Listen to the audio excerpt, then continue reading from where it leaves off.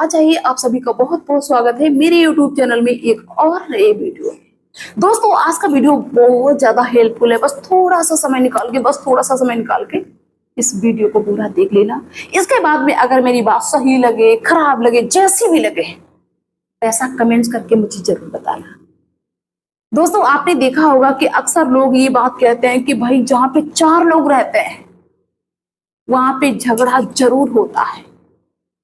ये कोई कह ही नहीं सकता है कि भाई 10 लोग, 6 लोग, 7 लोग इकट्ठे रह रहे हैं फिर उनमें कभी झगड़ा नहीं हो सकता।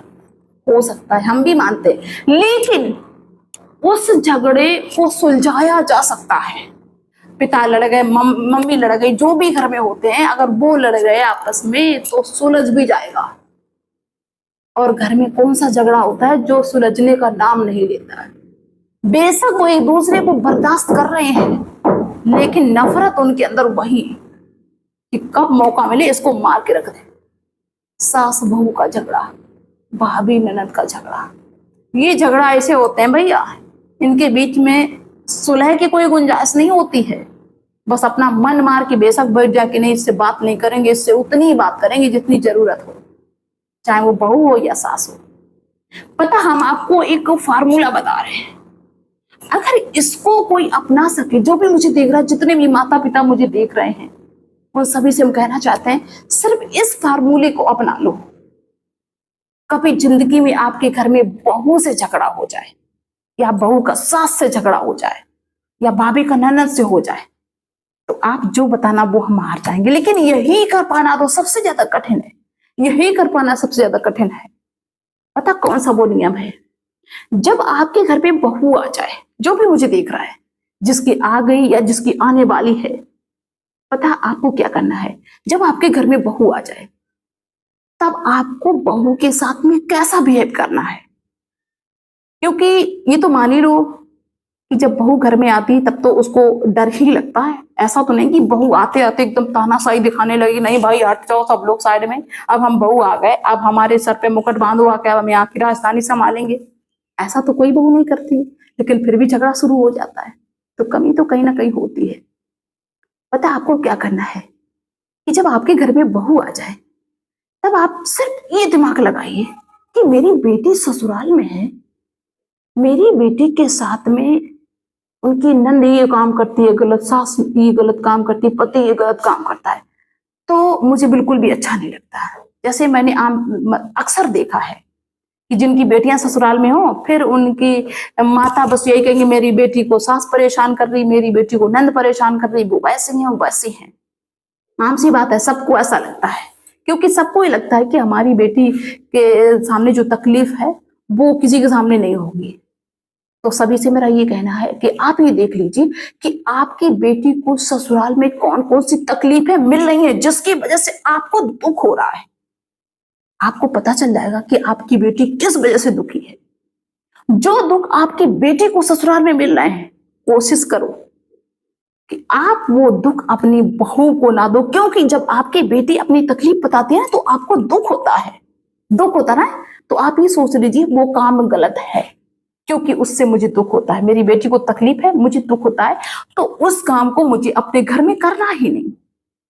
चाहे वो छोटा काम हो या बड़ा काम हो या कुछ भी हो, एनीथिंग्स, वो मुझे नहीं करना है। जब वो काम आप अपने घर में नहीं करेंगे, अपनी बहू के साथ में नहीं करेंगे जो आपकी बेटी बर्दाश्त कर रही है, तो शायद है कि चलो तुम्हारी बेटी तो बर्दाश्त कर रही है जैसे तैसे, लेकिन तुम्हारी बहू के साथ में कभी लड़ाई नहीं होगी, कभी झगड़ा नहीं होगा।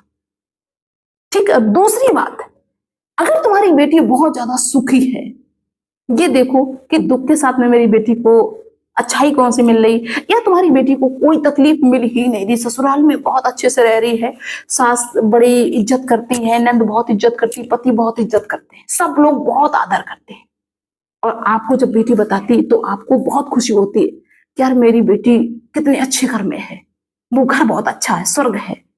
तो कोशिश करो कि वो सारी चीजें जो तुम्हारी बेटी को मिल रही हैं, जिससे तुम्हारी बेटी भी खुश है और तुम भी खुश हो कि मेरी बेटी का घर स्वर्ग है, तो वो सारी चीजें अपने घर में अप्लाई कर लो। तुम्हारी बेटी का ससुराल स्वर्ग है, अपने घर को भी स्वर्ग बना लो, क्यों नरक बनाओगे? लेकिन यही तो करना कठिन होता है ना। ऐसा ही होता है, इसी जगह पे सबसे बड़ी गलती होती है। हर माता पिता को ये लगता है कि मेरी बेटी तकलीफ में है, और वही सेम काम करेंगे अपनी बहू के साथ में, सेम काम करेंगे। तो फिर बताओ, जब आप किसी के साथ में करोगे तो आपकी बेटी के साथ कोई करेगा? वो तो बस सीढ़ियां बनी रहेंगी, और इन सीढ़ियों को हर माता पिता ही खत्म कर सकते हैं।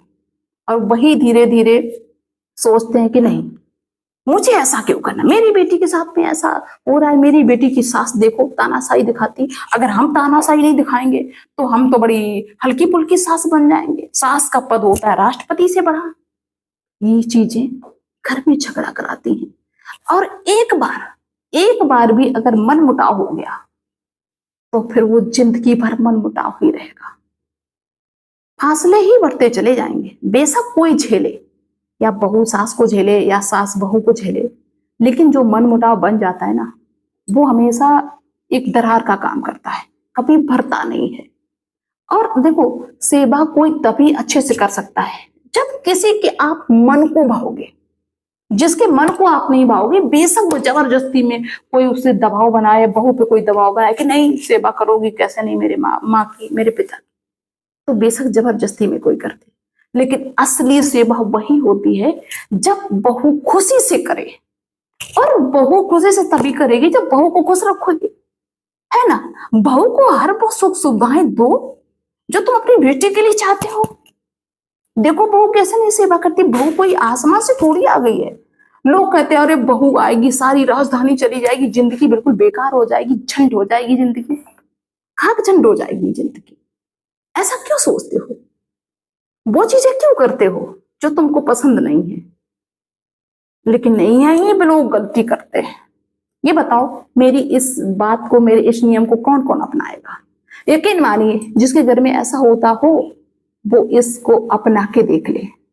अगर परिवर्तन ना हो, 100% परिवर्तन ना हो, तो आप मुझसे आके मिलना, और हम आपको बताएंगे कि फिर भी कमी कहां पर रह गई।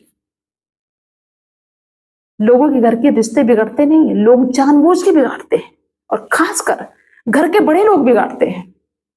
वो अगर थोड़ी समझदारी से काम करने लगे ना, वो ये सोचने लगे कि जो परेशानी मैंने देखी है, जिन चीजों से हम गुजरे हैं, जो चीजें मुझे हर्ट कर रही थी, मुझे अच्छी नहीं लग रही थी, वो चीजें अब हम घर में अपने दोहराने नहीं देंगे। हम अपने घर का नया इतिहास रचेंगे, अपने बहू को ऐसे रखेंगे जैसी मेरी सास ने मुझे कभी नहीं रखा। ये चीजें जब आ जाएंगी घर में, तो घर अपने आप स्वर्ग हो जाएगा। जैसी आपकी बेटी वैसी किसी और की बेटी। लेकिन यहीं पे यहाँ पे लोग दिमाग तो लगाते हैं, लेकिन सही दिशा में दिमाग नहीं लगाते। दिमाग तो इसी वक्त सबसे ज्यादा लगता है कि जब बहू आती तभी सबसे ज्यादा दिमाग लगाया जाता है, लेकिन सही दिशा में नहीं लगाते हैं। सही बात पे फोकस करने में दिमाग नहीं लगाते, हमेशा गलत जगह पे दिमाग लगाएंगे। किसी दूसरे ने कह दिया कि हाँ मेरे घर में बहू ऐसी है, तो बस दिमाग खराब। लेकिन अच्छी बात कहीं से नहीं लाएंगे कि कोई अपनी बहू की तारीफ कर रहा है तो मैं भी अपनी बहू की तारीफ करूं। नहीं, गलत चीजें लाएंगे, गलत चीजें लोग लाएंगे, लेकिन लाएंगे गलत चीजें, सही चीजें नहीं लाएंगे। ये जो हमारी जबान होती है ना, इससे हम चाहें जिसको भी अपने बस में कर लें, और इससे चाहें तो विश्व युद्ध भी करा दें इस जबान से। इस जबान का पावर बहुत बड़ा होता है। अगर घर के बड़े बूढ़े, घर के सदस्य एक दूसरे से बस अच्छे से बोलना सीख जाए, हम ये कहते हैं रिश्ते कभी टूट ही नहीं सकते, खराब हो ही नहीं सकते। पता नहीं कैसे लोग अपने घरों को बर्बाद कर लेते हैं, शमशान घाट बना देते हैं, लड़ाई का कुरुक्षेत्र बना देते हैं, और फिर वही लोग सबसे ज्यादा दिमाग वाले बनते हैं, सबसे ज्यादा दिमाग वाले बनते हैं। तो चलिए दोस्तों, वीडियो लंबा हो रहा है, और जिसको मेरी बात सही लगी हो वो कमेंट्स जरूर करे, और मुझे ये बता दे कि आप कहाँ से मेरा वीडियो देख रहे हो। जिसकी कोई समस्या हो वो मुझे कमेंट्स के थ्रू कहे, उसके लिए हम वीडियो बना देंगे। ओके, तो चलिए दोस्तों, मिलते हैं नेक्स्ट वीडियो में नेक्स्ट डे। तब तक के लिए बाय सभी को।